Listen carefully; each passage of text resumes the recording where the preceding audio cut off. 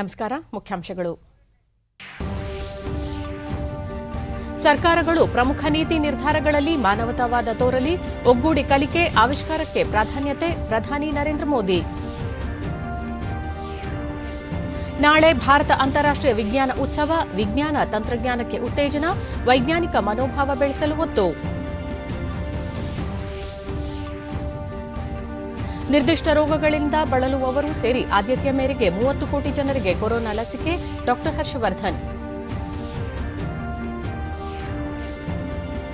2021 Khelo India ಯುವ ಕ್ರೀಡಾಕೂಟಕ್ಕೆ ಮಲ್ಲಕಂಬೇರಿ 4 ಹೊಸ ದೇಶೀಯ ಕ್ರೀಡೆಗಳ ಸೇರ್ಪಡೆ, ಕ್ರೀಡಾ ಸಚಿವ ಕಿರಣ್ ರಿಜಿಜು. ವಾರ್ತೆಗಳ ವಿವರ. ಸರ್ಕಾರಗಳು ತಮ್ಮ ಪ್ರಮುಖ ನೀತಿ ನಿರ್ಧಾರಗಳಲ್ಲಿ ಮಾನವತಾವಾದವನ್ನು ಮುಂದುವರೆಸಬೇಕು ಎಂದು ಪ್ರಧಾನಿ ನರೇಂದ್ರ ಮೋದಿ 6ನೇ ಭಾರತ ಜಪಾನ್ ಸಂವಾದ ಸಮ್ಮೇಳನದಲ್ಲಿ ಇಂದು ತಿಳಿಸಿದರು. ಈ ಹಿಂದೆಯೂ ನಾವು ಸಂವಾದ ನಡೆಸಿದ್ದೇವೆ, ಆದರೆ ಈಗಿನ ನಮ್ಮ ಮಾತುಕತೆಗಳು ಒಗ್ಗೂಡಿ ಅಭಿವೃದ್ಧಿ ಸಾಧಿಸುವುದು ಪ್ರಮುಖ ಉದ್ದೇಶವಾಗಿದೆ. ನಮ್ಮ ಇಂದಿನ ಕ್ರಿಯೆಗಳು ಮುಂಬರುವ ಸಂವಾದವನ್ನು ರೂಪಿಸಬೇಕಾಗಿದೆ. ಒಗ್ಗೂಡಿ ಕಲಿಕೆ ಹಾಗೂ ಆವಿಷ್ಕಾರಕ್ಕೆ ಪ್ರಾಧಾನ್ಯತೆ ಕಲ್ಪಿಸುವ ಸಮಾಜಗಳಿಗೆ ಈ ದಶಕ ಸೇರಿದ್ದಾಗಿದ್ದು, ಇದು ಯುವ ಮನಸ್ಸುಗಳನ್ನು ಬೆಳೆಸಲಿದೆ. ಆ ಯುವ ಮನಸ್ಸುಗಳು ಮುಂಬರುವ ದಿನಗಳಲ್ಲಿ ಮಾನವೀಯತೆಗೆ ಮೌಲ್ಯವನ್ನು ಸೇರಿಸಲಿವೆ ಎಂದು ಪ್ರಧಾನಿ ಆಶಯ ವ್ಯಕ್ತಪಡಿಸಿದರು. ಭಗವಾನ್ ಬುದ್ಧನ ವಿಚಾರ ಹಾಗೂ ಆದರ್ಶಗಳು ಯುವ ಜನಾಂಗಕ್ಕೆ ಪ್ರೇರಣೆಯಾಗಿವೆ ಎಂದ ಪ್ರಧಾನಿ, ನಮ್ಮ ಪ್ರಜಾಪ್ರಭುತ್ವದ ಮೌಲ್ಯಗಳನ್ನು ಈ ಮೂಲಕ ಹಂಚಿಕೊಳ್ಳಬೇಕು. ಯುವಕರ ನಡುವೆ ಭಗವಾನ್ ಬುದ್ಧನ ವಿಚಾರ ಮತ್ತು ಆದರ್ಶಗಳನ್ನು ಬೆಳೆಸಲು ಜಪಾನ್ ಉತ್ತಮ ರೀತಿಯಲ್ಲಿ ಕಾರ್ಯನಿರ್ವಹಿಸುತ್ತಿದೆ ಎಂದು ಹೇಳಿದರು. ಸಾಂಪ್ರದಾಯಿಕ ಬೌದ್ಧ ಸಾಹಿತ್ಯ ಮತ್ತು ಶಾಸ್ತ್ರಕ್ಕಾಗಿ ಪ್ರತ್ಯೇಕ ಗ್ರಂಥಾಲಯ ರಚನೆ ಕುರಿತು ಇದೇ ವೇಳೆ ಪ್ರಸ್ತಾಪಿಸಿದ ಪ್ರಧಾನಿ, ಈ ಗ್ರಂಥಾಲಯ ಸಂಶೋಧನೆ ಮತ್ತು ಸಂವಾದಕ್ಕೆ ಒಂದು ವೇದಿಕೆಯಾಗಲಿದೆ. ಸಮಕಾಲೀನ ಸವಾಲುಗಳ ವಿರುದ್ಧ ಬೌದ್ಧ ಸಂದೇಶವು ನಮ್ಮ ಆಧುನಿಕ ಜಗತ್ತಿಗೆ ಹೇಗೆ ಮಾರ್ಗದರ್ಶನ ನೀಡುತ್ತದೆ ಎಂಬುದನ್ನು ತಿಳಿಯುವುದು ಅಗತ್ಯವಿದೆ. ಈ ನಿಟ್ಟಿನಲ್ಲಿ ಮಾನವೀಯತೆ, ಅಹಿಂಸೆ, ಸ್ವಾತಂತ್ರ್ಯ ಮತ್ತು ಸಹಿಷ್ಣುತೆ ಹಾಗೂ ಐತಿಹಾಸಿಕ ಪರಂಪರೆಯನ್ನು ಮುಂದುವರಿಸಿಕೊಂಡು ಹೋಗಬೇಕು ಎಂದು ಪ್ರಧಾನಿ ತಿಳಿಸಿದರು.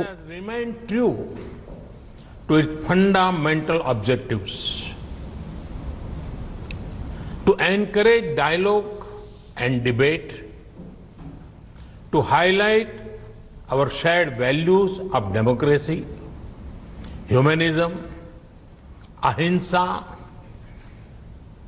freedom and tolerance, and to carry forward our ancient tradition of spiritual and scholarly exchanges.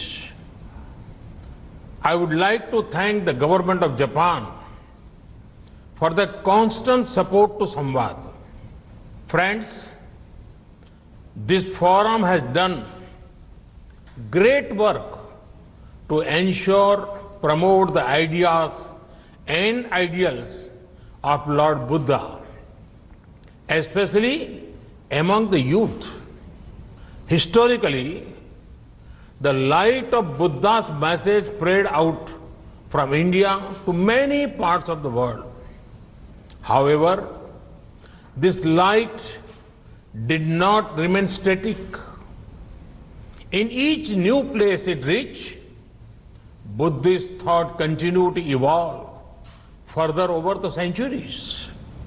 Because of the great treasures of Buddhist literature and philosophy can be found in many different monasteries across many different countries and languages. This body of writing is a treasure of humankind as a whole. Today, I would like to propose the creation of a library of all such traditional Buddhist literature and scriptures. I would like to propose the creation of a library of all such traditional Buddhist literature and scriptures. We will be happy to create such a facility in India and will provide appropriate resources for it. The library will collect digital copies of all such Buddhist literature from different countries. It will aim to translate them make them freely available to all monks and scholars of Buddhism. The library will not only be a depository of literature, it will also be a platform for research and dialogue, a true samvad between human beings, between societies, and between man and nature. This is the first samvad of a new decade. It is happening at a critical moment of human history. Our actions today will shape the discourse in the coming times. This decade and beyond will belong to these societies that place a premium on learning and innovating together. It will be about nurturing bright young minds who will add value to the humanity in the times to come. Vietnam ಪ್ರಧಾನಿ ನ್ಯುಯೆನ್ Xuan Phuc ಅವರೊಂದಿಗೆ ಪ್ರಧಾನಿ ನರೇಂದ್ರ ಮೋದಿ ಇಂದು virtual ಶೃಂಗಸಭೆ ಮೂಲಕ ಸಮಾಲೋಚನೆ ನಡೆಸಲಿದ್ದಾರೆ. ಉಭಯ ನಾಯಕರು ವಿಸ್ತೃತ ಮಟ್ಟದ ದ್ವಿಪಕ್ಷೀಯ ಬಾಂಧವ್ಯ ಬಲವರ್ಧನೆ, ಪ್ರಾದೇಶಿಕ ಮತ್ತು ಜಾಗತಿಕ ವಿಚಾರಗಳ ಕುರಿತು ಚರ್ಚಿಸಲಿದ್ದಾರೆ. ಭಾರತ ವಿಯೆಟ್ನಾಂ ನಡುವೆ ಭವಿಷ್ಯದ ಅಭಿವೃದ್ಧಿ ಕುರಿತಂತೆ ಸಮಗ್ರ ಕಾರ್ಯತಂತ್ರ ಸಹಭಾಗಿತ್ವದ ಬಗ್ಗೆಯೂ ಚರ್ಚೆ ನಡೆಯಲಿದೆ. ಕೋವಿಡ್-19 ಸಂಕಷ್ಟ ಸಂದರ್ಭದಲ್ಲೂ ಉಭಯ ರಾಷ್ಟಗಳ ನಡುವೆ ಉನ್ನತ ಮಟ್ಟದ ವಿಚಾರ ವಿನಿಮಯ ಮುಂದುವರೆದಿದ್ದು, ವಿಯೆಟ್ನಾಂನ ಉಪಾಧ್ಯಕ್ಷ ಡ್ಯಾಂಗ್ ಥಿ ಎನ್ಗೋಕ್ ಥಿನ್ ಅವರು ಫೆಬ್ರವರಿಯಲ್ಲಿ ಭಾರತಕ್ಕೆ ಭೇಟಿ ನೀಡಿದ್ದರು. ಕೋವಿಡ್ ಸೋಂಕು ನಿಯಂತ್ರಣ ಮತ್ತು ಸಮಸ್ಯೆ ನಿವಾರಿಸುವ ಕುರಿತಂತೆ ಪ್ರಧಾನಿ ನರೇಂದ್ರ ಮೋದಿ ಅವರು ವಿಯೆಟ್ನಾಂ ಪ್ರಧಾನಿಯೊಂದಿಗೆ ಏಪ್ರಿಲ್ 13ರಂದು ದೂರವಾಣಿ ಮೂಲಕ ಸಮಾಲೋಚನೆ ನಡೆಸಿದ್ದರು. ಆಗಸ್ಟ್ 25ರಂದು ಎರಡೂ ದೇಶಗಳ ವಿದೇಶಾಂಗ ಸಚಿವರು 17ನೇ ಜಂಟಿ ಸಮಾಲೋಚನಾ ಸಭೆಯಲ್ಲಿ ಪಾಲ್ಗೊಂಡಿದ್ದರು. ರಕ್ಷಣಾ ಸಚಿವ ರಾಜನಾಥ್ ಸಿಂಗ್ ಕಳೆದ ತಿಂಗಳು 27ರಂದು ವಿಡಿಯೋ ಸಂವಾದದ ಮೂಲಕ ಚರ್ಚೆ ನಡೆಸಿದ್ದರು. ಭಾರತ ಅಂತಾರಾಷ್ಟೀಯ ವಿಜ್ಞಾನ ಉತ್ಸವ 2020 ನಾಳೆಯಿಂದ ಇದೇ 25ರವರೆಗೆ ನಡೆಯಲಿದೆ ಎಂದು ಕೇಂದ್ರ ವಿಜ್ಞಾನ ಮತ್ತು ತಂತ್ರಜ್ಞಾನ ಸಚಿವ ಡಾ ಹರ್ಷವರ್ಧನ್ ದೆಹಲಿಯಲ್ಲಿಂದು ತಿಳಿಸಿದ್ದಾರೆ. ಉತ್ಸವವನ್ನು ನಾಳೆ ಸಂಜೆ 4:30 ಪ್ರಧಾನಿ ನರೇಂದ್ರ ಮೋದಿ ಅವರು ಉದ್ಘಾಟಿಸಲಿದ್ದಾರೆ. ಸುಪ್ರಸಿದ್ಧ ಗಣಿತಜ್ಞ ರಾಮಾನುಜನ್ ಅವರ ಜನ್ಮದಿನವಾದ ನಾಳೆ ಆರಂಭಗೊಳ್ಳಲಿರುವ ಉತ್ಸವ ಮಾಜಿ ಪ್ರಧಾನಿ ಅಟಲ್ ಬಿಹಾರಿ ವಾಜಪೇಯಿ ಅವರ ಜನ್ಮದಿನದ 25ರಂದು ಸಮಾರೋಪನಗೊಳ್ಳಲಿದೆ ಎಂದು ವಿವರಿಸಿದರು. ಈ ಬಾರಿಯ ಭಾರತ ಅಂತಾರಾಷ್ಟೀಯ ವಿಜ್ಞಾನ ಉತ್ಸವದ ಘೋಷವಾಕ್ಯ ಜಾಗತಿಕ ಅಭ್ಯುದಯ, ಭಾರತದ ಸ್ವಾವಲಂಬನೆಗಾಗಿ ವಿಜ್ಞಾನ ಎಂಬುದಾಗಿದೆ ಎಂದು ಸಚಿವರು ತಿಳಿಸಿದರು. 25ರಂದು ನಡೆಯಲಿರುವ ಭಾರತ ಅಂತಾರಾಷ್ಟೀಯ ವಿಜ್ಞಾನ ಉತ್ಸವದ ಸಮಾರೋಪ ಸಮಾರಂಭದಲ್ಲಿ ಉಪರಾಷ್ಟಪತಿ ವೆಂಕಯ್ಯನಾಯ್ಡು ಪಾಲ್ಗೊಳ್ಳಲಿದ್ದಾರೆ ಎಂದು ಸಚಿವ ಹರ್ಷವರ್ಧನ್ ತಿಳಿಸಿದ್ದಾರೆ. ವಿಜ್ಞಾನ ಮತ್ತು ತಂತ್ರಜ್ಞಾನದ ಉತ್ತೇಜನಕ್ಕಾಗಿ 2015ರಲ್ಲಿ ಐಐಎಸ್ಎಫ್ ಆರಂಭಿಸಲಾಯಿತು. ಸಾರ್ವಜನಿಕರನ್ನು ವಿಜ್ಞಾನದೊಂದಿಗೆ ತೊಡಗಿಸಿಕೊಳ್ಳುವುದು, ವಿಜ್ಞಾನದ ಸಂಭ್ರಮವನ್ನು ಆಚರಿಸುವುದು ಹಾಗೂ ವಿಜ್ಞಾನ, ತಂತ್ರಜ್ಞಾನ, ಇಂಜಿನಿಯರಿಂಗ್ ಮತ್ತು ಗಣಿತ ಜೀವನವನ್ನು ಸುಧಾರಿಸಲು ಹೇಗೆ ಪರಿಹಾರಗಳನ್ನು ಒದಗಿಸಲಾಗುತ್ತದೆ ಎಂಬುದನ್ನು ತೋರಿಸುವುದು ಇದರ ಉದ್ದೇಶವಾಗಿದೆ. ವೈಜ್ಞಾನಿಕ ಕ್ಷೇತ್ರಗಳಲ್ಲಿ ಅಧ್ಯಯನ ಮಾಡಲು ಮತ್ತು ಕಾರ್ಯನಿರ್ವಹಿಸುವ ವಿದ್ಯಾರ್ಥಿಗಳನ್ನು ಪ್ರೋತ್ಸಾಹಿಸುವುದು ಇದರ ದೀರ್ಘಕಾಲೀನ ಉದ್ದೇಶವಾಗಿದೆ.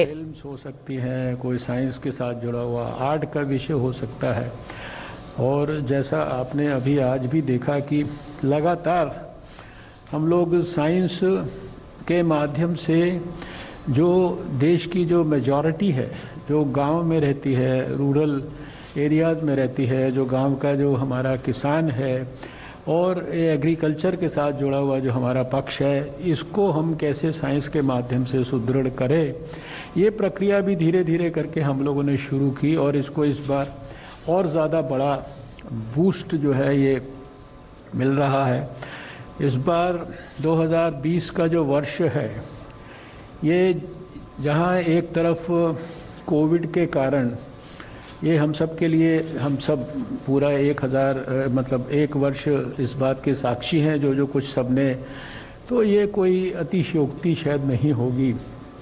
साइंस की जो ताकत है, साइंस का जो पोटेंशियल है, साइंस के लिए जो नेशनल इंटरनेशनल कोलैबोरेशन का जो भाव पैदा होने की आवश्यकता है, कोविड के बावजूद किसी भी कारण से इसको टूटने नहीं देना चाहते थे और सबने मिलकर विचार विमर्श किया। 2020 में भी इंडिया इंटरनेशनल साइंस फेस्टिवल होगा और वो शुरुआत भी उसकी एक महत्वपूर्ण दिन में होगी और उसका जो अंत है वो भी एक महत्वपूर्ण दिन में होगा। और इसलिए कल 22 दिसंबर जो कि देश के इतने बड़े प्रसिद्ध वैज्ञानिक रामानुजन साहब की जयंती है, उस दिन ये हमारा कार्यक्रम प्रारंभ हो रहा है। और 25 दिसंबर जो हमारे सबके हृदय के साथ इतने जुड़े हैं, देश के पूर्व प्रधानमंत्री हैं श्री अटल बिहारी वाजपेयी जी की जयंती, उस दिन हमारा ये इंडिया इंटरनेशनल साइंस फेस्टिवल 2020 ये समाप्त। ರೈತರ ಸಮಸ್ಯೆಗಳ ಕುರಿತು ಚರ್ಚಿಸಲು ಸರ್ಕಾರ ಬದ್ದವಾಗಿದ್ದು ಮತ್ತೊಂದು ಸುತ್ತಿನ ಮಾತುಕತೆಗೆ ದಿನಾಂಕ ನಿಗದಿಪಡಿಸುವಂತೆ ರೈತ ಮುಖಂಡರಿಗೆ ಕೇಂದ್ರ ಮನವಿ ಮಾಡಿದೆ.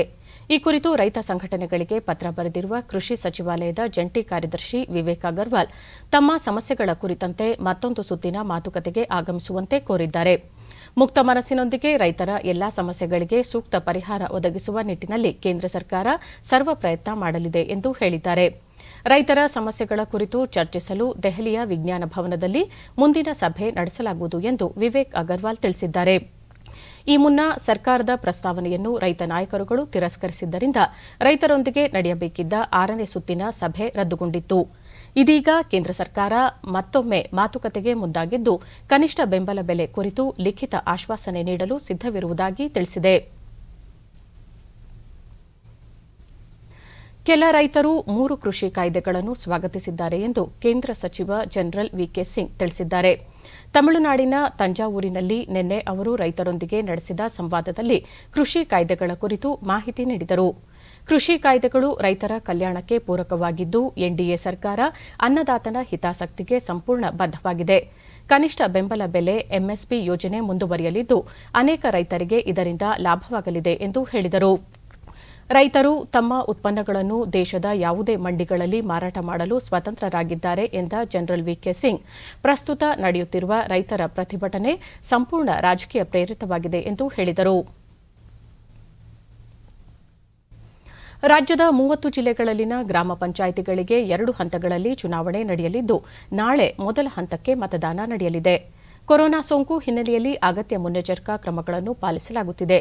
ಇದೇ 27ರಂದು 2ನೇ ಹಂತದ ಚುನಾವಣೆ ನಡೆಯಲಿದ್ದು ಒಟ್ಟು 5762 ಗ್ರಾಮ ಪಂಚಾಯಿತಿಗಳಿಗೆ ಚುನಾವಣೆ ನಡೆಯಲಿದೆ. ನಾಳೆ ಮೊದಲ ಹಂತದಲ್ಲಿ 113 ತಾಲೂಕುಗಳ 2930 ಗ್ರಾಮ ಪಂಚಾಯಿತಿಗಳಿಗೆ ಚುನಾವಣೆ ನಡೆಯಲಿದ್ದು ಸಿಬ್ಬಂದಿ ಮತ ಎಣಿಕಾ ಕೇಂದ್ರಗಳಿಗೆ ಮತಪೆಟ್ಟಿಗೆಗಳನ್ನು ತೆಗೆದುಕೊಂಡು ಹೋಗುತ್ತಿದ್ದಾರೆ. ಕೋವಿಡ್-19 ಹಿನ್ನೆಲೆಯಲ್ಲಿ ಈಗಾಗಲೇ ಸೂಕ್ತ ಮಾರ್ಗಸೂಚಿ ಬಿಡುಗಡೆ ಮಾಡಲಾಗಿದ್ದು ಸಾರ್ವಜನಿಕರು ಮಾಸ್ಕ್ ಧರಿಸುವುದು, ವ್ಯಕ್ತಿಗತ ಅಂತರ ಕಾಯ್ದುಕೊಳ್ಳುವುದು ಸೇರಿದಂತೆ ಇತರ ನಿಯಮಗಳ ಪಾಲನೆ ಕಡ್ಡಾಯವಾಗಿದೆ. ಶಾಂತಿಯುತ ಚುನಾವಣೆ ನಡೆಸಲು ಒಟ್ಟಾರೆ 5847 ಚುನಾವಣಾ ಅಧಿಕಾರಿಗಳು ಹಾಗೂ 6085 ಸಹಾಯಕ ಚುನಾವಣಾ ಅಧಿಕಾರಿಗಳನ್ನು ನೇಮಿಸಲಾಗಿದೆ. ಒಟ್ಟಾರೆ 45128 ಮತಗಟ್ಟೆಗಳಲ್ಲಿ ಬೆಳಗ್ಗೆ 7 ರಿಂದ ಸಂಜೆ 5 ಗಂಟೆಯವರೆಗೆ ಮತದಾನಕ್ಕೆ ಅವಕಾಶ ಕಲ್ಪಿಸಲಾಗಿದೆ.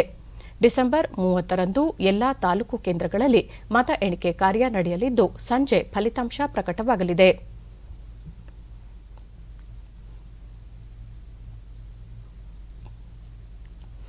ಕೇಂದ್ರ ಸಂಸದೀಯ ವ್ಯವಹಾರಗಳ ಸಚಿವ ಪ್ರಹ್ಲಾದ್ ಜೋಶಿ ಕೇಂದ್ರ ಸರ್ಕಾರದ ಸ್ವಚ್ಛ ಭಾರತ ಅಭಿಯಾನದ ಅಂಗವಾಗಿ ಯಂಗ್ ಇಂಡಿಯಾ ವತಿಯಿಂದ ಹುಬ್ಬಳ್ಳಿಯ ಶ್ರೀ ಸಿದ್ದಾರೂಢ ರೈಲ್ವೆ ನಿಲ್ದಾಣದಲ್ಲಿ ಅಳವಡಿಸಲಾಗಿರುವ ಸ್ವಚ್ಛತಾ ಘಟಕಕ್ಕೆ ನಿನ್ನೆ ಚಾಲನೆ ನೀಡಿದರು.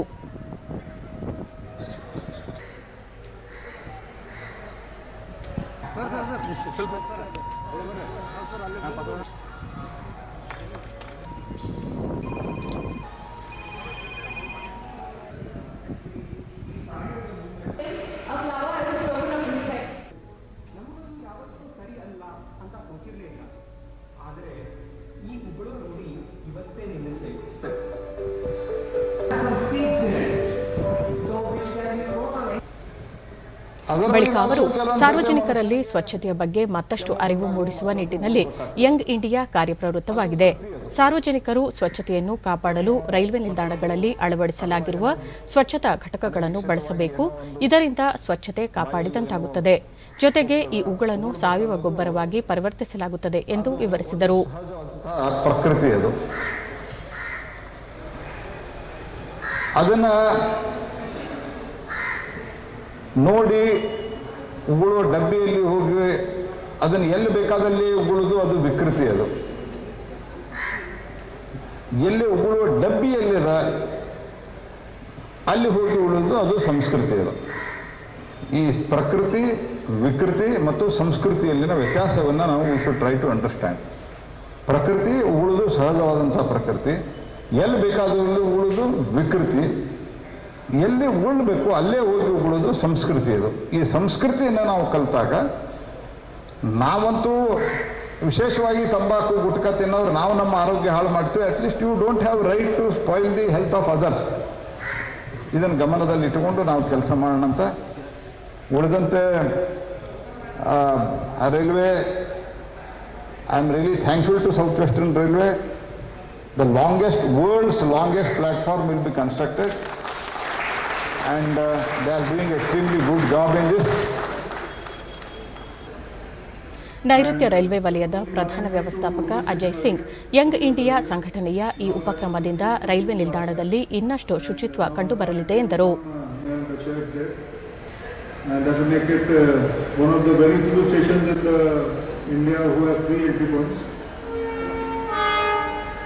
And SWR has been according top priority to cleanliness.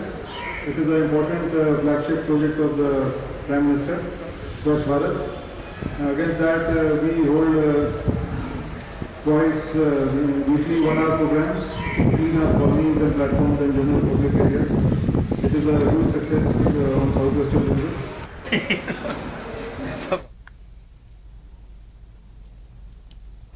ಪರಿಣಿತರೊಂದಿಗೆ ಸಮಾಲೋಚನೆ ನಡೆಸಿದ ನಂತರ 30 ಕೋಟಿ ಜನರಿಗೆ ಆದ್ಯತೆಯ ಮೇರೆಗೆ ಲಸಿಕೆ ನೀಡಲು ನಿರ್ಧರಿಸಲಾಗಿದೆ ಎಂದು ಕೇಂದ್ರ ಆರೋಗ್ಯ ಸಚಿವ ಡಾ ಹರ್ಷವರ್ಧನ್ ದೆಹಲಿಯಲ್ಲಿ ಹೇಳಿದ್ದಾರೆ. ಆರೋಗ್ಯ ಕಾರ್ಯಕರ್ತರು, ಕೋವಿಡ್ ಮುಂಚೂಣಿ ಹೋರಾಟಗಾರರಾದ ಪೊಲೀಸ್, ಸೇನೆ ಹಾಗೂ ಸ್ವಚ್ಛತಾ ಸಿಬ್ಬಂದಿಗಳು ಇದರಲ್ಲಿ ಸೇರಿದ್ದಾರೆ ಎಂದು ವಿವರಿಸಿದ್ದಾರೆ. 50 ವರ್ಷ ಮೇಲ್ಪಟ್ಟ ವಯೋಮಾನದವರಿಗೂ ಹಾಗೂ ನಿರ್ದಿಷ್ಟ ರೋಗಗಳಿಂದ ಬಳಲುತ್ತಿರುವ 50 ವರ್ಷದೊಳಗಿನವರಿಗೂ ಲಸಿಕೆ ನೀಡಲಾಗುವುದು ಎಂದು ತಿಳಿಸಿದ್ದಾರೆ. ಲಸಿಕೆಯ ಸುರಕ್ಷತೆ ಹಾಗೂ ಪರಿಣಾಮಕಾರಿತ್ವಕ್ಕೆ ಮೊದಲ ಆದ್ಯತೆ ನೀಡಲಿದ್ದು, ಈ ವಿಚಾರದಲ್ಲಿ ಸರ್ಕಾರ ರಾಜಿ ಮಾಡಿಕೊಳ್ಳುವ ಪ್ರಶ್ನೆಯೇ ಇಲ್ಲ ಎಂದರು. ಮುಂದಿನ ವರ್ಷದ ಜನವರಿಯ ಯಾವುದೇ ವಾರದಲ್ಲಿ ಭಾರತದಲ್ಲಿ ಕೋವಿಡ್ ಮೊದಲ ಲಸಿಕೆ ನೀಡುವ ಸಾಧ್ಯತೆ ಇದೆ ಎಂದು ಹೇಳಿದರು. ಕೋವಿಡ್-19 ಲಸಿಕೆ ಕುರಿತಂತೆ ದೇಶದ ಜನರನ್ನು ಜಾಗೃತಗೊಳಿಸಲಾಗುತ್ತಿದೆ ಎಂದು ಹೇಳಿದರು.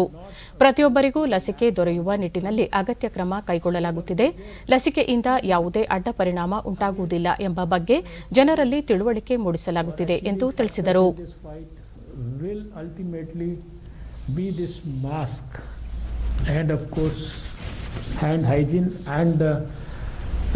Physical distance that we are all supposed to follow. I think things are significantly in a declining phase. I say that because right now you have just about 3 lakh active cases in the country. A few months back you had almost 10 lakh cases. Out of over 1 crore cases that have happened, 95 lakh 50,000, more than that, have already recovered, gone back home. We are having the highest recovery rate in the whole world, between 95 and 96. ಇಂಗ್ಲೆಂಡ್ನಲ್ಲಿ corona ಸೋಂಕು ರೂಪಾಂತರದ ಹೊರಹೊಮ್ಮುವಿಕೆ ಕುರಿತು ಚರ್ಚಿಸಲು ಸಚಿವಾಲಯ ಇಂದು ತನ್ನ ಜಂಟಿ ನಿಗಾ ಗುಂಪಿನ ತುರ್ತು ಸಭೆ ಕರೆದಿದೆ. ಆರೋಗ್ಯ ಸೇವೆಗಳ ಮಹಾನಿರ್ದೇಶಕರ ಅಧ್ಯಕ್ಷತೆಯಲ್ಲಿ ಜಂಟಿ ನಿಗಾ ಗುಂಪು ಸಭೆ ಸೇರಿ ಇಂಗ್ಲೆಂಡ್ನಲ್ಲಿ ವರದಿಯಾಗಿರುವ ಕೊರೋನಾ ಸೋಂಕಿನ ರೂಪಾಂತರದ ಬಗ್ಗೆ ವಿಸ್ತೃತ ಚರ್ಚೆ ನಡೆಸಲಿದೆ.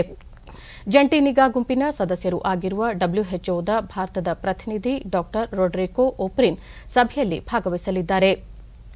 ಕೊರೋನಾ ಸೋಂಕಿನ ಹೊಸ ರೂಪಾಂತರ ವೇಗವಾಗಿ ಹರಡುತ್ತಿದ್ದು 70% ಮಂದಿಗೆ ತಗುಲಿದೆ. ಇದು ಲಂಡನ್ ಮತ್ತು ದಕ್ಷಿಣ ಇಂಗ್ಲೆಂಡ್ನಲ್ಲಿ ಅತಿ ವೇಗದಲ್ಲಿ ಹರಡುತ್ತಿದೆ ಎಂದು ಇಂಗ್ಲೆಂಡ್ ಪ್ರಧಾನಿ ಬೋರಿಸ್ ಜಾನ್ಸನ್ ಹೇಳಿದ್ದಾರೆ.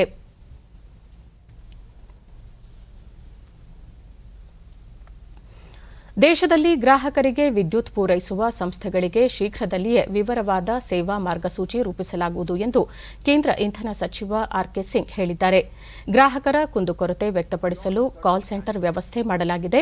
ವಿದ್ಯುತ್ ವಿತರಣಾ ವ್ಯವಸ್ಥೆಯ ಮೇಲೆ ನಿಗಾ ವಹಿಸಲಾಗುವುದು. ವಿದ್ಯುತ್ ಪೂರೈಕೆಯಲ್ಲಿನ ವ್ಯತ್ಯಯಕ್ಕಾಗಿ ವಿತರಣಾ ಸಂಸ್ಥೆಗಳಿಗೆ ದಂಡ ವಿಧಿಸಲಾಗುವುದು ಎಂದು ಸಚಿವರು ಹೇಳಿದರು.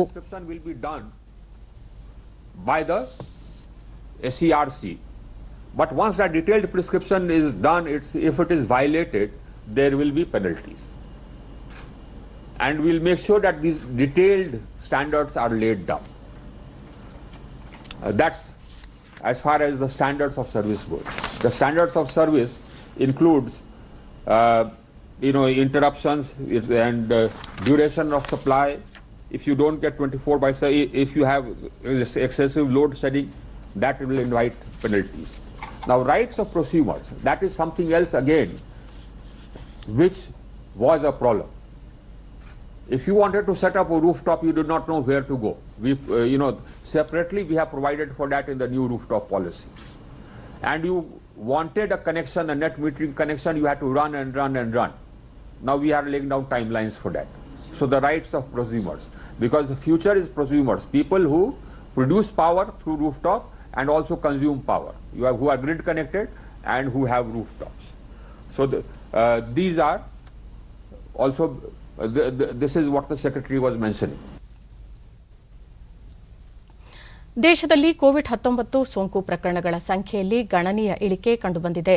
ಕಳೆದ 24 ಗಂಟೆಗಳಲ್ಲಿ 24,337 ಕೊರೋನಾ ಪ್ರಕರಣಗಳು ದೃಢಪಟ್ಟಿವೆ. ಇದರೊಂದಿಗೆ ಕೋವಿಡ್-19 ಸೋಂಕಿತ ಪ್ರಕರಣಗಳ ಒಟ್ಟು ಸಂಖ್ಯೆ 1,55,560ಕ್ಕೆ ಏರಿಕೆಯಾಗಿದೆ. ದೇಶದಲ್ಲಿ ಒಟ್ಟು 3,03,639 ಸಕ್ರಿಯ ಪ್ರಕರಣಗಳಿದ್ದು, ಈ ಪ್ರಮಾಣ ಶೇಕಡಾ 3.02ಕ್ಕೆ ಇಳಿಕೆಯಾಗಿದೆ.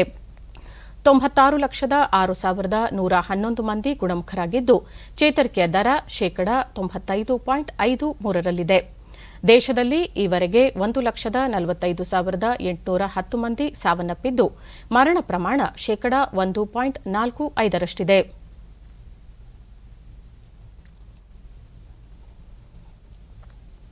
ದೇಶದಲ್ಲಿ ಕೊರೋನಾ ಪರೀಕ್ಷಾ ಸಾಮರ್ಥ್ಯದಲ್ಲಿ ಗಣನೀಯ ಹೆಚ್ಚಳ ಮಾಡಲಾಗಿದ್ದು, ಈವರೆಗೆ ಒಟ್ಟು 16,20,98,329 ಮಾದರಿಗಳ ಪರೀಕ್ಷೆ ನಡೆಸಲಾಗಿದೆ ಎಂದು ಭಾರತೀಯ ವೈದ್ಯಕೀಯ ಸಂಶೋಧನಾ ಸಂಸ್ಥೆ ಐಸಿಎಂಆರ್ ತಿಳಿಸಿದೆ. ಸರ್ಕಾರಿ ಮತ್ತು ಖಾಸಗಿ ಪ್ರಯೋಗಾಲಯಗಳು ಸೇರಿದಂತೆ ದೇಶದಲ್ಲಿ ನಿನ್ನೆ ಒಂದೇ ದಿನ 9,134 ಮಾದರಿಗಳ ಪರೀಕ್ಷೆ ನಡೆಸಲಾಗಿದೆ ಎಂದು ಐಸಿಎಂಆರ್ ಹೇಳಿದೆ.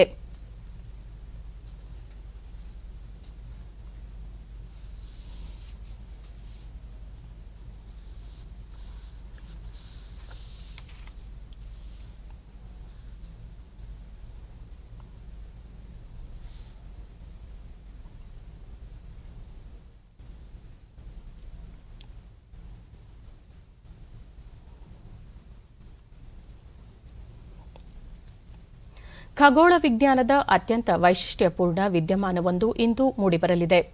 ಸೌರಮಂಡಲದ 2 ಅತಿ ದೊಡ್ಡ ಗ್ರಹಗಳಾದ ಗುರು ಮತ್ತು ಶನಿ ಗ್ರಹಗಳು ಇಂದು ರಾತ್ರಿ ಅತ್ಯಂತ ಸಮೀಪಕ್ಕೆ ಗೋಚರಿಸಲಿವೆ. 800 ವರ್ಷಗಳ ನಂತರ ಈ ವಿದ್ಯಮಾನ ಘಟಿಸುತ್ತಿದ್ದು, ಇದನ್ನು ಮಹಾ ಸಂಯೋಜನೆ ಎಂದೇ ಕರೆಯಲಾಗುತ್ತಿದೆ. 2 ಗ್ರಹಗಳ ನಡುವಿನ ದೂರ 73.5 ಕೋಟಿ ಕಿಲೋಮೀಟರ್ ಇರಲಿದ್ದು, ಭೂಮಿಯಿಂದ ನೋಡಿದರೆ ಅತಿ ಹತ್ತಿರದಲ್ಲಿ ಗೋಚರಿಸಲಿದೆ. ಭಾರತದ ಬಹುತೇಕ ನಗರಗಳಲ್ಲಿ ಸೂರ್ಯಾಸ್ತದ ನಂತರ ಈ ವಿದ್ಯಮಾನ ಜರುಗಲಿದ್ದು, ಬರಿಗಣ್ಣಿನಿಂದಲೇ ವೀಕ್ಷಣೆ ಮಾಡಬಹುದಾಗಿದೆ. ಈ ಸಾಲಿನ ಅತಿ ದೊಡ್ಡ ರಾತ್ರಿ ಇದಾಗಿರಲಿದ್ದು, ಇಂತಹ ವಿದ್ಯಮಾನ ಪುನಃ 60 ವರ್ಷಗಳ ನಂತರ ಅಂದರೆ ಮುಂಬರುವ 2080ನೇ ಸಾಲಿನ ಮಾರ್ಚ್ 15ರಂದು ಘಟಿಸಲಿದೆ.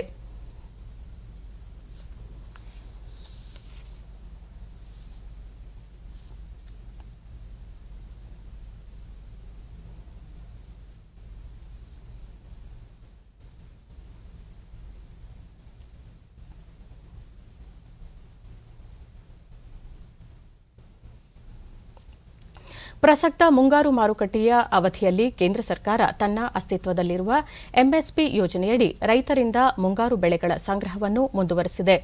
15 ರಾಜ್ಯಗಳು ಮತ್ತು 2 ಕೇಂದ್ರಾಡಳಿತ ಪ್ರದೇಶಗಳಲ್ಲಿ ಶನಿವಾರದವರೆಗೆ ಸುಮಾರು 413 ಲಕ್ಷ ಮೆಟ್ರಿಕ್ ಟನ್ ಭತ್ತವನ್ನು ಖರೀದಿಸುವುದರೊಂದಿಗೆ ಸುಗಮವಾಗಿ ಪ್ರಗತಿ ಸಾಧಿಸಲಾಗಿದೆ. ಇದೇ ಅವಧಿಯಲ್ಲಿ ಕಳೆದ ವರ್ಷ 337 ಲಕ್ಷ ಮೆಟ್ರಿಕ್ ಟನ್ ಭತ್ತವನ್ನು ಖರೀದಿಸಲಾಗಿತ್ತು. ಕಳೆದ ವರ್ಷಕ್ಕೆ ಹೋಲಿಸಿದರೆ ಭತ್ತದ ಸಂಗ್ರಹದಲ್ಲಿ ಶೇಕಡಾ 22.25ರಷ್ಟು ಹೆಚ್ಚಳವಾಗಿದೆ. ಒಟ್ಟು ಖರೀದಿಯ ಪೈಕಿ ಪಂಜಾಬ್ನಲ್ಲಿ ಕಳೆದ ತಿಂಗಳ 30ಕ್ಕೆ ಗರಿಷ್ಠ 202.77 ಲಕ್ಷ ಮೆಟ್ರಿಕ್ ಟನ್ ಭತ್ತ ಖರೀದಿಸಲಾಗಿದೆ. ಇದು ದೇಶದ ಒಟ್ಟು ಸಂಗ್ರಹದ ಶೇಕಡಾ 49.10ರಷ್ಟಾಗಿದೆ. ಅಂದಾಜು 77,957 ಕೋಟಿ ರೂಪಾಯಿ ಎಂಎಸ್ಪಿ ಮೌಲ್ಯದ ಮುಂಗಾರು ಮಾರುಕಟ್ಟೆ ಅವಧಿಯ ಕಾರ್ಯಾಚರಣೆಯಲ್ಲಿ ಸುಮಾರು 48.56 ಲಕ್ಷ ರೈತರು ಇದರ ಲಾಭ ಪಡೆದಿದ್ದಾರೆ.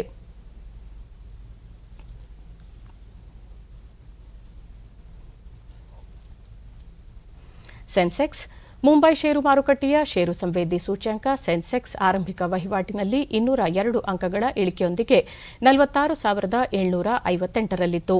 ರಾಷ್ಟ್ರೀಯ ಸಂವೇದಿ ಸೂಚ್ಯಂಕ ನಿಫ್ಟಿ ಸಹ 67 ಅಂಕಗಳ ಇಳಿಕೆಯೊಂದಿಗೆ 13,693ರಲ್ಲಿದೆ. ಅಂತಾರಾಷ್ಟ್ರೀಯ ಮಾರುಕಟ್ಟೆಯಲ್ಲಿ ಡಾಲರ್ ಎದುರು ರೂಪಾಯಿ ಮೌಲ್ಯ 17 ಪೈಸೆ ಇಳಿಕೆಯ ನಂತರ 73.73ರಲ್ಲಿತ್ತು.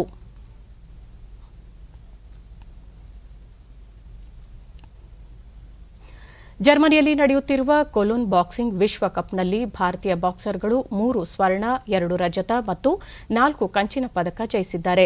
ಇದರೊಂದಿಗೆ ಭಾರತ ಟೂರ್ನಿಯಲ್ಲಿ 2ನೇ ಸ್ಥಾನಿಯಾಗಿ ಅಭಿಯಾನ ಪೂರ್ಣಗೊಳಿಸಿದೆ.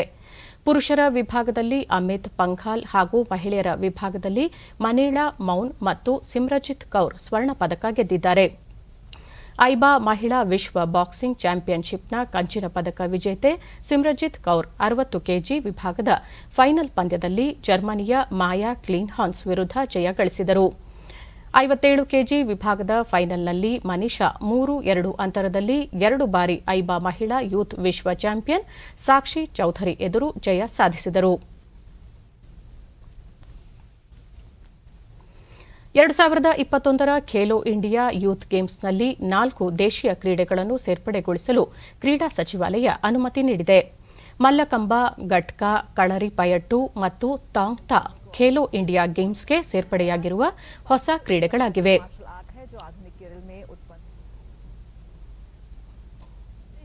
मलखंब एक पारंपरिक खेल है जिसमें एक जिम्नास्ट एरियल योग करता है. ಈ ನಿರ್ಧಾರ ಕುರಿತು ಪ್ರತಿಕ್ರಿಯಿಸಿರುವ ಕ್ರೀಡಾ ಸಚಿವ ಕಿರಣ್ ರಿಜಿಜು, ಭಾರತವು ಶ್ರೀಮಂತ ಕ್ರೀಡಾ ಸಂಸ್ಕೃತಿಯನ್ನು ಹೊಂದಿದೆ. ಇಂತಹ ಕ್ರೀಡೆಗಳನ್ನು ಜನಪ್ರಿಯಗೊಳಿಸುವುದು ಮತ್ತು ಪ್ರೋತ್ಸಾಹಿಸುವುದು ಸಚಿವಾಲಯದ ಆದ್ಯತೆಯಾಗಿದೆ. ಈ ಕ್ರೀಡೆಗಳಲ್ಲಿ ತೊಡಗಿರುವ ಕ್ರೀಡಾಪಟುಗಳು ಸ್ಪರ್ಧಿಸಲು ಖೇಲೋ ಇಂಡಿಯಾ ಯೂತ್ ಗೇಮ್ಸ್ ಉತ್ತಮ ವೇದಿಕೆಯಾಗಲಿದೆ ಎಂದಿದ್ದಾರೆ. ದೇಶದ ವಿಭಿನ್ನ ಭಾಗಗಳಿಂದ 4 ಕ್ರೀಡೆಗಳನ್ನು ಆಯ್ಕೆ ಮಾಡಿಕೊಳ್ಳಲಾಗಿದೆ. ಕಳರಿಪಯಟ್ಟು ಕೇರಳದಲ್ಲಿ ಜನಪ್ರಿಯವಾದರೆ ಮಲ್ಲಕಂಬ ಮಧ್ಯಪ್ರದೇಶ ಮತ್ತು ಮಹಾರಾಷ್ಟ್ರದಲ್ಲಿ ಹೆಚ್ಚು ಪ್ರಚಲಿತವಾಗಿದೆ. ಗಟ್ಕಾ ಮತ್ತು ತಾಂಗ್ ತಾ ಕ್ರಮವಾಗಿ ಪಂಜಾಬ್ ಮತ್ತು ಮಣಿಪುರದ ಕ್ರೀಡೆಗಳಾಗಿವೆ.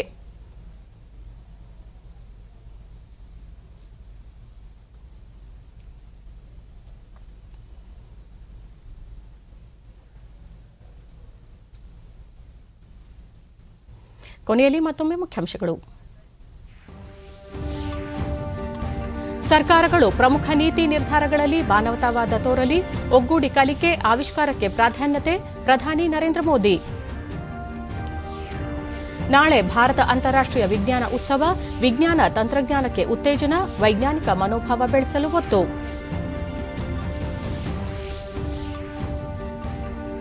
ನಿರ್ದಿಷ್ಟ ರೋಗಗಳಿಂದ ಬಳಲುವವರು ಸೇರಿ ಆದ್ಯತೆಯ ಮೇರೆಗೆ 30 ಕೋಟಿ ಜನರಿಗೆ ಕೊರೋನಾ ಲಸಿಕೆ, ಡಾ ಹರ್ಷವರ್ಧನ್. 2021ರ ಖೇಲೋ ಇಂಡಿಯಾ ಯುವ ಕ್ರೀಡಾಕೂಟಕ್ಕೆ ಮಲ್ಲಕಂಬ ಸೇರಿ 4 ಹೊಸ ದೇಶೀಯ ಕ್ರೀಡೆಗಳ ಸೇರ್ಪಡೆ, ಕ್ರೀಡಾ ಸಚಿವ ಕಿರಣ್ ರಿಜಿಜು. ನಮ್ಮ ವಾರ್ತಾ ಪ್ರಸಾರವನ್ನು ನೀವು ಡಿಡಿ ಚಂದನ ನ್ಯೂಸ್ ಯೂಟ್ಯೂಬ್ ಚಾನೆಲ್ನಲ್ಲೂ ವೀಕ್ಷಿಸಬಹುದು. ನಮ್ಮ ಮುಂದಿನ ವಾರ್ತಾ ಪ್ರಸಾರ ಸಂಜೆ 4:30 ಡಿಡಿ ಚಂದನದಲ್ಲಿ. ನಮಸ್ಕಾರ.